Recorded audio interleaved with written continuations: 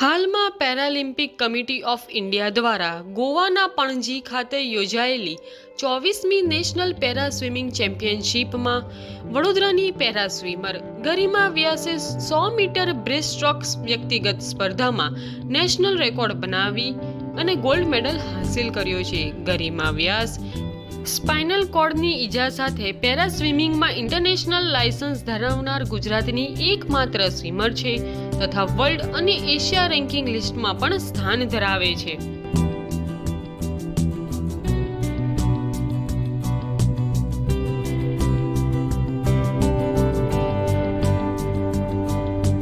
નમસ્કાર, હું ગરિમા વ્યાસ ગુજરાત તરફથી પેરા સ્વિમર છું અને હમણાં જે ગોવામાં નેશનલ પેરા સ્વિમિંગ ચેમ્પિયનશિપ્સ થઈ હતી એમાં મને એક ગોલ્ડ મેડલ, એક સિલ્વર મેડલ અને ટીમ ઇવેન્ટ્સમાં 2 બ્રોન્ઝ મેડલ્સ મળ્યા છે.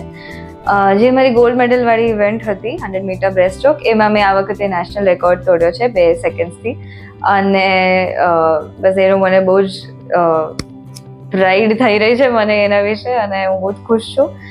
આ વખતે નેશનલ્સમાં અરાઉન્ડ 500થી વધારે રજિસ્ટ્રેશન્સ હતા, પાર્ટિસિપન્ટ્સ હતા અને આ વખતનો માહોલ પણ દર વખતની જેમ જ એકદમ એક્સાઇટિંગ હતો. અમારો 4th નેશનલ હતો પણ એક્સાઇટમેન્ટ લેવલ હજી સુધી ચેન્જ નથી થયો અને ટ્રેનિંગ માટે જો હું વાત કરું તો અરાઉન્ડ દિવસના ફિઝિયોથેરાપીના અરાઉન્ડ 2 કલાક, સ્વિમિંગના ટોટલ થઈને બીજા 2 કલાક એમ થઈને 4 એના અને બીજા 2 કલાક દિવસના મારી સ્પાઇનલ કોર્ડ ઇન્જરીના રિહેબ માટે જતા હોય છે. સો આખો દિવસમાં અપ્રોક્સિમેટલી 6 થી 8 કલાક તો મારા એક્સરસાઇઝ અને એમ જ જતા રહે છે. સાથે સાથે I have need to manage મારું ફૂડ રૂટીન અને ઊંઘવાનો શેડ્યુલ અને રિસેન્ટલી સુધી માસ્ટર્સ પણ ચાલતું હતું.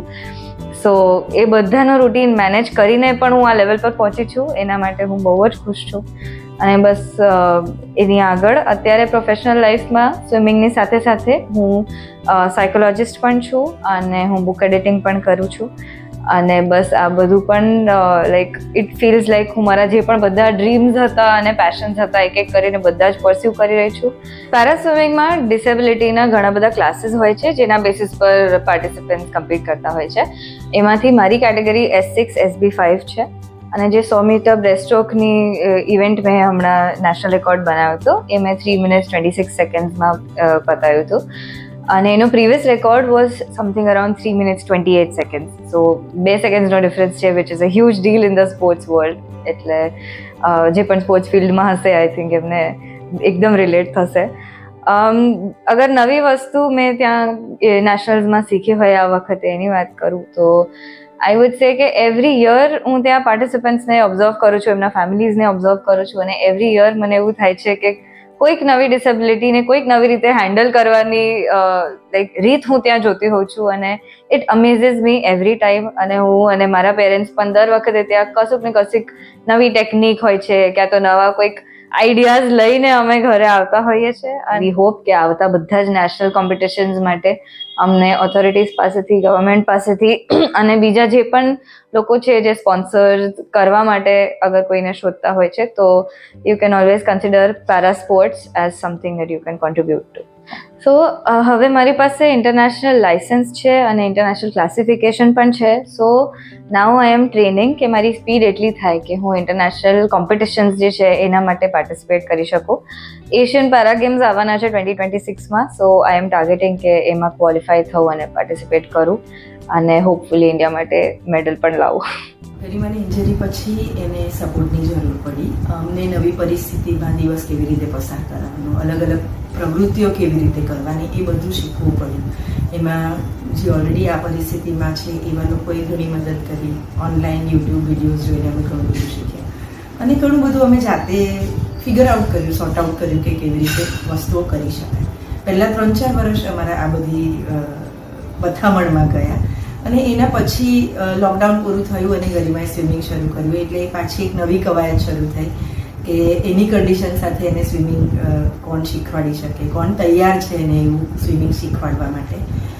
Luckily Gira Choksi ma'am ready થયા અલકાપુરી સ્વિમિંગ પુલ પર અને 1-1.5 વર્ષ અમે ત્યાં પ્રયત્ન કર્યો. એમના પછી એમણે જ્યારે ગરિમા કોમ્પિટિટિવ સ્વિમિંગમાં જઈ શકે એમ છે એવી ખબર પડી ત્યારે એમણે અમને રેકમેન્ડ કર્યા સમા સ્પોર્ટ્સ કોમ્પ્લેક્સમાં વિવેક સિંહ સર પાસે અને અમે ત્યાં આગળ ગયા. મારા ઘરથી કોમ્પ્લેક્સ લગભગ 12-12.5 કિલોમીટર દૂર છે એટલે રોજ ત્યાં જવાનું ગરિમાને લઈને, કેમ કે એક્સેસિબિલિટી નથી ઘણી બધી જગ્યાએ આપણા દેશમાં હજી પણ, એટલે ત્યાં એને શિફ્ટ કરવાની, પૂલમાં બાથરૂમની ફેસિલિટી નથી, એક્સેસિબલ નથી, એટલે એ કેવી રીતે મેનેજ કરવાનું એ બધું અમે શીખ્યા.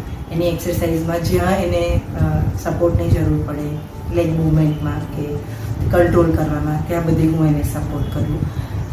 નવી પરિસ્થિતિ કેવી રીતે મેનેજ કરવાની, ખાસ કરીને લોકો કોઈ કંઈ પણ બોલી જાય, ક્યાંક જોઈતી હોય મદદ અને ન મળે, ક્યાંક કોઈ ગમે ત્યાં પાર્કિંગ કરે, આ બધું ઇમોશનલી એના પર અને અમારા પરિવાર પર ખૂબ નેગેટિવ ઇમ્પેક્ટ લાવી રહ્યું હતું. સો અમે પોતાને ટ્રેન કર્યા કે જે પરિસ્થિતિ અમે નથી બદલી શકવાના એને અમે કેવી રીતે ઇન્ટરપ્રિટ કરીએ કે અમારી ઇમોશનલ હેલ્થ સારી રહે.